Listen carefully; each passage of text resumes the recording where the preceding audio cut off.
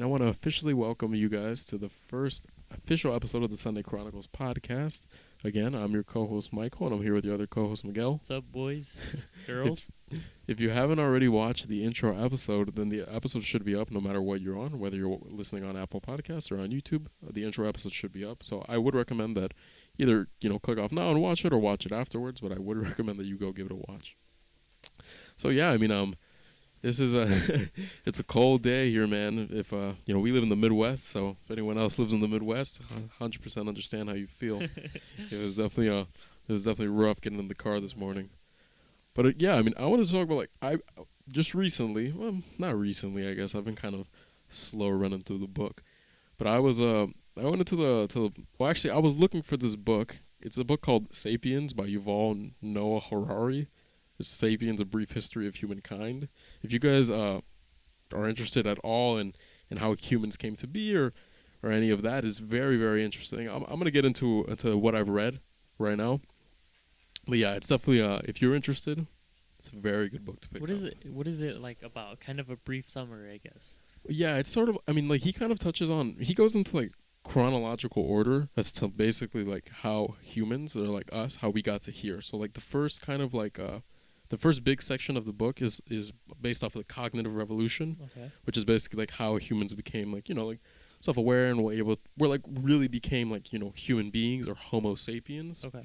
And so basically, which is actually pretty interesting. I didn't know this, that I learned from here, is that the reason, this is kind of funny, kind of messed up, but the reason why people learned to speak any language at all was started to gossip, because of people. What? Yeah. When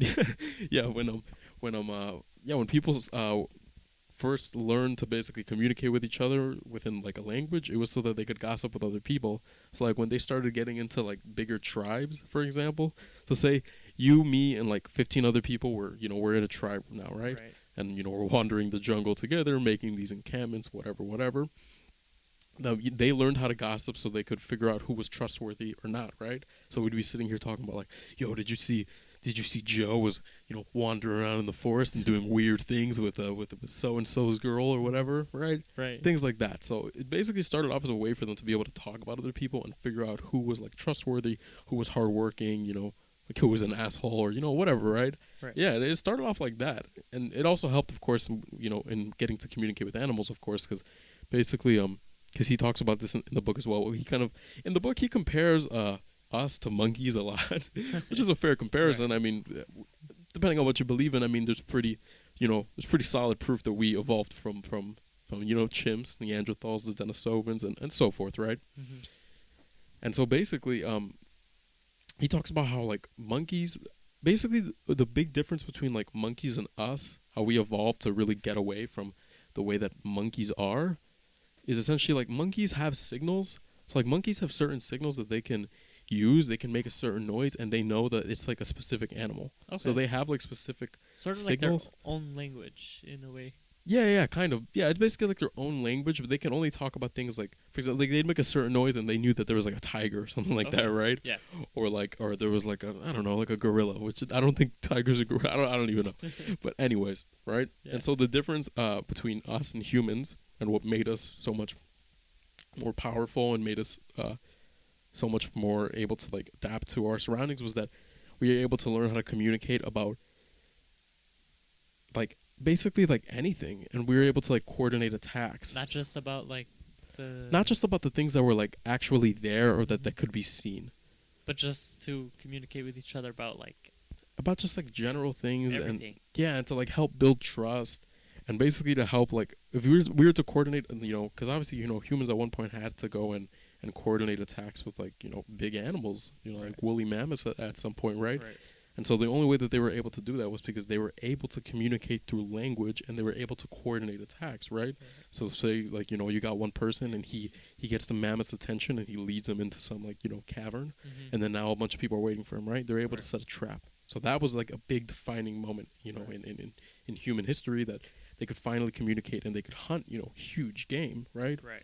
Another thing he talks about in the book is that humans are kind of, interesting in the sense that most animals, their brains only take up about on the lower 10% of their energy needs in a day. Whereas humans, humans now, like us, our brain takes about 25% of the energy that we use in a day. So 25% of the energy expenditure that your body uses is because of your brain.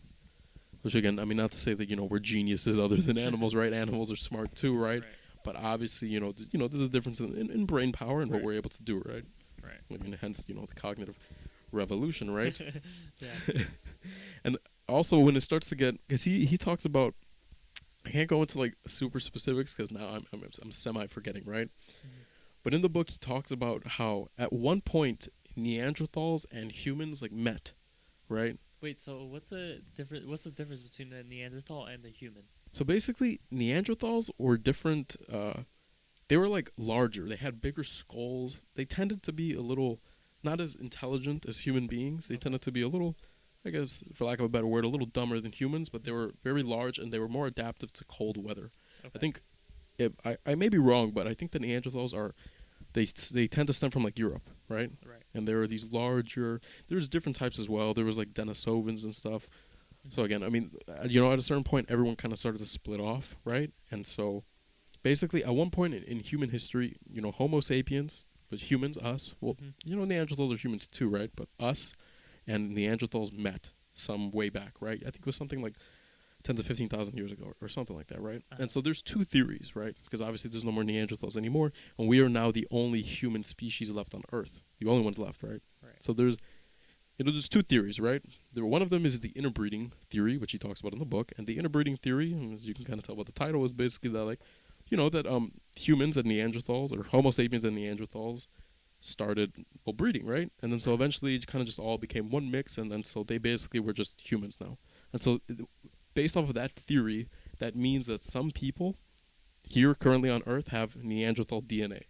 Which is kind of funny, but if you look at it from a joking manner, but so yeah, there's one theory, and that's that one, the interbreeding theory, and there's also another theory, which is kind of a little more fucked up, but there's definitely a real possibility, and that's the replacement theory. And the replacement theory is essentially, it's basically just genocide. So basically, as the theory goes, is just that obviously, throughout human history, people have tended to be aggressive towards people that aren't like them. So the replacement theory is basically that when humans and Neanderthals met, that humans were kind of like, well, I don't really like the way that guy looks. He doesn't look like me, hence he's the bad guy. So the theory basically goes that humans just killed Neanderthals. That they basically went into this all-out war and basically just, they just completely eliminated them from the world. So that's the second theory. Just Neanderthals, or also all the other. I think it also applies to. I think it also applies to like Denisovans as well, and to like other human species, I guess. Which I mean, it's not super far fetched, right? I mean, there's no like definitive proof for either the interbreeding or the replacement theory, but human history has shown that we are capable of doing that.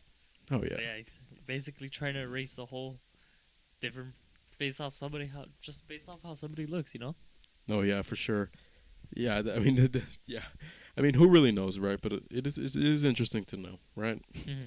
I want to talk about something else, right? Because I mean, this is all recent too. I mean, now like the whole NFT or like the Metaverse and all this stuff, like the very internet age world is starting to become a big thing, right? So I mean, I wanted to ask, what's your opinion on? Let me ask you actually, what's your opinion on the Metaverse? On the Metaverse? Yeah, the Metaverse. Okay, so I really haven't heard much about the Metaverse, like not too much, but I sort of know like the basics where it's like they want to do a digital world, but I'm like, I don't know, man. I feel like that's gonna bring us like way out of touch with reality, where like we're barely gonna be in the physical world, where everybody like we're already in our phones so much that like this is just gonna bring us to an even deeper point that we can't dig ourselves out of, Definitely for sure. I 100%. I agree. No, I definitely do agree. I think it's pretty wild. It's pretty wild for you to to think that there at a certain point there's gonna be a world where you can basically live in a digital world where your digital life would basically could be better than your physical real life. Yeah. I think definitely, I mean, not for everybody, right? But I definitely think there's something to be said about, I think that's definitely gonna, I think gonna make people. I think it has the possibility of making people even more antisocial than people are kind of heading towards in this new age. Right? Isn't that sort of like in the plot? Have you ever seen that movie Ready Player One? It has a really similar plot where everybody's just in their digital world, nobody's in the real world, and the real world is just like, everybody's out of touch with it. Nobody goes out into the real world anymore.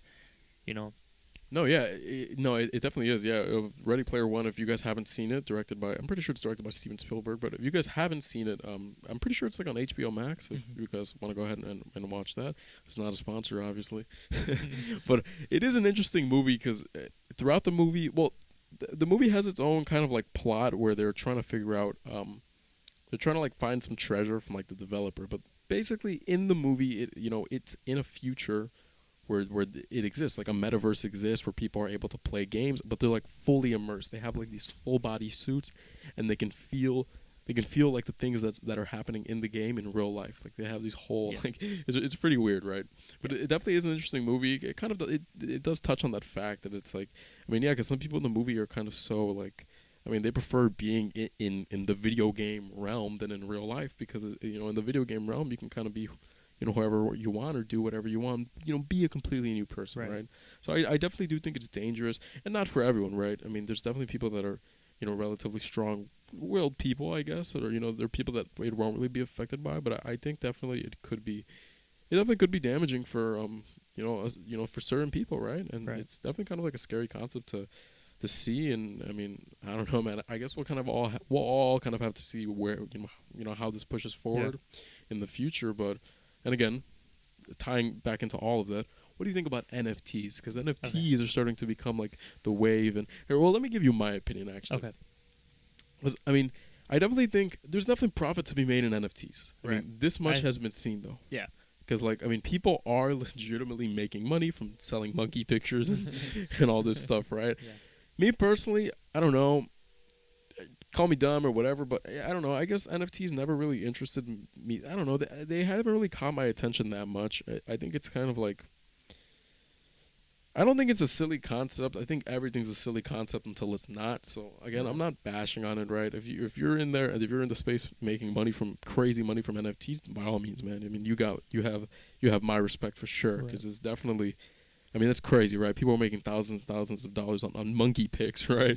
But I don't know. There's definitely some room for improvement for NFTs, because right now, like, based on just, like, what it looks, like, what you said, is, some people just see it as, like, a monkey picture, but it's, like, it could just turn into something more where, it won't just be I guess it will I mean, right now it's about the money, but eventually it's going to be something, it could turn into something more. I've seen the thing where they use. Okay, so they're introducing 3D characters into the metaverse, right? Oh yeah. So I feel like using NFTs is a good way to like make one of your NFT. Like if you own an NFT, you can make that as your avatar. You have your own like unique character avatar that nobody else has. No, yeah, that's true. Because I know that they're like kind of intertwining. Yeah, they're really like intertwining all of it. Because I know that Nike recently just they released like a patent where they went to go like try to publish a patent or something like that for their sneakers basically. So like Nike's essentially trying to make I think they're trying to make like NFTs. So you know how like on sneakers when they have releases and stuff like that. Let's say you were trying to, I don't know, say they re-released the Jordan 1 Rookie of the Years. Which, bro, I've been trying to get that shoe for the longest time. But it's mad expensive on resale, so I'm not buying that. But anyways, right? Say that they were re-released, right? And you managed to go through the bots and the scalpers, and you secure yourself a pair, right? Basically, what they're trying to do is that along with that comes like an NFT. And obviously, like the big criticism with NFTs is, and the whole, the jokes and the memes is basically like, oh, that you can just screenshot it. Yeah. Which I guess you can, right? It's kind of funny, right? But I think what it is, I feel like it's kind of like more of a testing for like this blockchain encryption thing, which is like a new technology, which is, I'm not super like versed in all of this. So take what I'm saying with a grain of salt and do your own research, guys. Right. Again, we know, we're not experts on this, so take what we're saying with a grain of salt. Right. But anyways, from what I have been hearing, it is kind of like a test to see how well this like blockchain encryption stuff is, which is basically just supposed to like show like ownership off of basically I think like any source of media. It's not necessarily just supposed to be like on like, you know, monkey pics or whatever, Mhm. right? But you know, it has been starting off like that. I mean, I kind of see it the way that like crypto is going, cuz I watched a video on a guy trying to make money off of he was trying to make money off of NFTs. So he gave himself like a week and he gave himself like a budget and he was trying to make money off of NFTs. And he made a bit of money. He lost a lot of money. Right. In the end, he did secure a bit of a profit. Not a crazy profit, right? But again, he was somebody that was relatively new and started it off. And so for him to make some profit is definitely interesting, right? Right. But it is a very volatile market in the same way like cryptocurrency is. And so it is definitely dangerous. I mean, if you haven't heard of, I mean, if you're living under a rock and you haven't heard of NFTs, well, do look this up because who knows, it might interest you, you know what I mean? Yeah. Everybody has different tastes and stuff. So, and there's definitely money to be made there. Right. I guess just for me personally, never has really interested me that much. But I mean, by all means, man, if you're making money off of digital monkey pictures, man, clearly you're doing something right. Right. Clearly you're doing something right, for sure.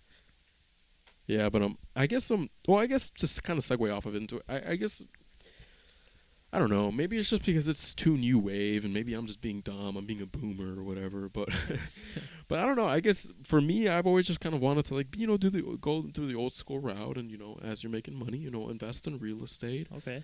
and get you some assets like that. Because I don't know, man. It's just I mean, that's sort of a like, it's been proven, it's been proven it works. NFTs are a new thing that we're not too sure exactly how they'll hold up, and something like real estate, that's like it's a sure way of yeah, kind of tried and true. Yeah, people need a place to live, so For sure. real estate is definitely a good investment in it's like assets and making money because over time population grows, more places are needed. Yeah, and depending on where you buy, property value goes up. Exactly. It almost always, especially right now. I mean, Yep. because right now, geez, houses are at an all-time high. Yeah. I don't know if this is everywhere in America, but definitely, we live within the Midwest region, Mm-hmm. and houses are through the roof, man. I mean, it is crazy. I mean, crazy. It's definitely not a great time to buy a house. Yeah. You definitely want to wait for that recession, guys, because it's Right. coming. It's coming. It is definitely coming. I'm not exactly sure when, but I know that I'd heard something saying that within the next few years, the house recession is going to hit again, and property value is going to dip, and so that's definitely the time to buy. But Right. yeah, I mean, I don't know. I guess, like I said, I mean, back to the NFTs thing. I don't know. I guess it doesn't interest me that much, but hey, man. More power to you if you're doing it, and if you're Right. making money, and if you're having fun, man. 'Cause Right. at the end of the day, that's all it's about. Yeah. Have some fun, make some money, man. That's all it Yeah. is, man. Yeah. Exactly.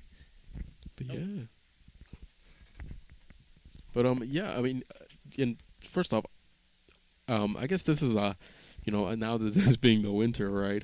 I guess we'll talk about this briefly. So, I mean, I don't know if you guys. I'm pretty sure. Most people have heard of Wim Hof, and if you haven't, then Wim Hof is basically he's this older gentleman, and he basically kind of like invented his own method of it's like a method for breathing, right? But within it, he like advocates in his like on his YouTube channel and all this type of stuff. He advocates that people go out into the cold, that the cold is like good for you to an extent, like taking ice baths and stuff like this, and meditating and like going into a cold, exposing yourself to cold water. And there is something to be said about this because I have heard that going into ice cold water, taking like a plunge like that, like a polar plunge, Mm-hmm. is good for you because it helps boost levels of like Is that I think it helps so? boost your levels of like dopamine and like norepinephrine or something like that. Okay. It helps like boost chemicals in the brain, and technically it's supposed to be good for you, right? Right. And I definitely do think there's something to be said. It's kind of like a discipline thing because Yeah. again, I'm segueing into the fact that just not recently, I guess this is probably like what A month to 2 months ago, maybe. probably A like month. probably like 2 months ago. I think this is maybe like in early December or something. Yeah, probably this like early December. We decided to go up to like this like state park or I don't know. It was like a beach or something, man. Mhm. And it was what was it? It was like 32 degrees or something like that. I mean, it was pretty cold. Yeah. And so we decided to get in some shorts and to hop into Lake Michigan, in freezing cold weather. Yeah. And I gotta say, For the first time, it was definitely pretty scary because I vividly remember saying, "Man, this is the stupidest thing I've ever done." Don't get me wrong, it is, it's rough. It is definitely rough if you've never done anything like that. And if you're interested, I would say try it, man. I say go do it, man. It's fun. It is definitely fun. Yeah. I went into it thinking that this is going to be so stupid and I was going to walk out. And don't get me wrong, I'm not going to lie to you. It does kind of hurt, It hurts the feet. Oh, yeah, for sure. Your feet are freezing, man. Yeah. Especially because where we went, let me try to describe it, right? So we drive up. This is getting towards like Kenosha, Wisconsin. So we went pretty far away from, where we are, right? So we drove, I want to say, like over an hour to get to this place because we thought it was going to be super nice and it was going to be like this great spot to do it. We get there, come to find out it's not a beach and there's not sand, but there's a bunch of jagged rocks waiting for you to step your fresh toes on. So we get there and oh man, it is rough. You get your shoes off and man, it is rough stepping on this stuff, man. But yeah, we all hopped in. It was me and Miguel and another friend of ours, Isaac, and we all hopped in, and man, it was something, man. Yeah. I don't know. I really enjoyed the experience. I thought it was cool, and I've actually done it 2 more times following that, and I really enjoyed it, man. I went with another friend. We went up to, I think, like Northwestern University, somewhere around there. We went to a beach kind of up north, and yeah, man, I gotta say, I don't know. I enjoy it, man. Was that experience better than the one at the state beach? Yeah, I think it's because, I think definitely the first time that you're doing it, it's a little rough. Yeah. Because, I don't know. I mean, it's a little rough because, it's the first time doing it. So it's a very big shock. So you're new to everything and you don't really know what to expect. It's kind of like a cold shower. When you first take a cold shower, purposefully, it's like, you're like, okay. You're like, I'm not ready for this. And then you just do it. You throw yourself in there and it's a big change in, temperature from your body temperature and outside temperature to this water that's almost freezing. No, yeah, man, definitely, dude, for sure. Again, that's a whole nother thing too, because I think definitely doing a polar plunge, or it's kind of like what they call it. Basically, doing like a plunge like that, I think it's easier outside because once you're already outside, you're starting to acclimate. Yeah. You're already starting to acclimate because you're outside. So by the time that you kind of get your shirt off and you're in shorts and you're kind of just standing there in 32-degree weather, you're already kind of acclimating. So by the time that you get into the water, it does still feel kind of bad, but it's not that bad because you're already kind of getting used to it. You throw yourself in the water. But I've heard, and again, I need to test this theory. Okay, let me segue into the next topic. Is that if you do it in a room, if you do it like in a room temperature room, right? Say you get like this ice tub, or you get like a tub and you fill it with ice cold water, freezing water, but you hop into it when you're, I don't know, like in your garage or in your house or whatever, right? Somewhere where it's room temperature, that the experience it's much crazier because that drop off in temperature is much more severe, right? Yeah. So say you put a tub in the middle of your house, right? Say your house is 72 room temperature, something like that, right? 70, whatever. And now you hop into this water, it's probably 50 degrees or 45 degrees or something crazy like that, right? I've heard that it's the feeling is even more intense. It's a crazy feeling, and it's almost like riding, this crazy brain high, right? Because you're getting into this freezing cold water. It's a big shock to the system. You kind of get in and you're like, oh, you know what I mean? Yeah. And so I had watched a video from a YouTuber that I've watched for some time now, and he basically bought a chest freezer, kind of like a freezer where you would keep kind of like freezers that restaurants use and stuff like that, right? Yep. Like the chest freezers that you open up at the top Yep. or slide or whatever, right? And to buy one of those, obviously big enough to fit a human, and to basically seal it, water seal it on the inside, and to fill it up with water and to do it in there. And to do it, but basically in your house, you know what I mean? So you're going from average temperature into this freezing ice cold thing, and I want to try it. I gotta say, Really? I'm interested. I think definitely, within a couple months or a year or something like that, I'll definitely invest into it. Because they're kind of a little bit more on the expensive side. Right. Probably gonna be looking at probably $600 to $800. It's a chest freezer, that. dude. This is a big investment. Yeah, for sure. And then getting into the work of sealing it off, getting a waterproof seal and spraying the entire thing and making sure that this thing is really, really watertight so nothing spills out. Obviously, you don't want anything to spill out, right? This is a whole nother process, but I'm definitely interested in in doing that, man. And once and if I do that, then I'll definitely let you guys know here on the podcast. Oh, I'd love to see that. I'm definitely not trying that, dude. No, yeah, that's another thing we actually did want to talk about is that for now these will be audio podcasts, right? Obviously, but the hope here, and definitely within the near future, hopefully, is that we will get a camera setup going so that we can do a visual podcast. Because obviously, we understand that. An audio podcast isn't the most stimulating, of course, because, well, it depends who you are, right? Some people prefer the audio podcast, Right. some people don't. You can listen to it like on your drive. Yeah, like if you're driving to work or going to school, or if you're just like whatever doing like I don't know anything like yard work, whatever, right? And you're just walking around the house making food or something. But yeah, definitely the goal is definitely going to be for us to get like a video setup going and to make this like a real video podcast and to get everything, just to improve with everything, right? Yep. And for sure. I mean, well, let's talk about you for a second, my boy, because you just recently this morning you got yourself a brand new Passat. You want to tell us about that? Okay, brand new to me, not to the world. Okay, that's true. That is true. Yeah. Okay. This is a 2004 Passat. This is an all-wheel drive variant actually. So a little, you could go a little crazy with it, Right. I think it's a pretty good I wouldn't call it an investment, but it's definitely like some with it's enough. a cool car to have for like. I definitely saw. I mean, I saw it when I was coming in, and I mean, it's like for some of you guys that don't, it's a 2004 Volkswagen Passat, but it's like a wagon version, so it's kind of like a hatchback type of thing, but it's a bit bigger. And well, again, obviously these people don't know you, but you like Passats. Yeah. You have a 2001 Volkswagen Passat. And so you wanted another one, I know, and but I definitely get what you're saying, that it is kind of like. It is. I mean, obviously, cars are liabilities, but it is definitely cool to have because it looks like a rough car. You know what I mean? Yeah. Something that's like a, all-wheel drive, get it through snow, taking on road trips, that type of stuff. Oh, absolutely. For sure. I mean, that's a whole nother. I mean, for anybody that's listening, especially anybody that's young, you know what I mean?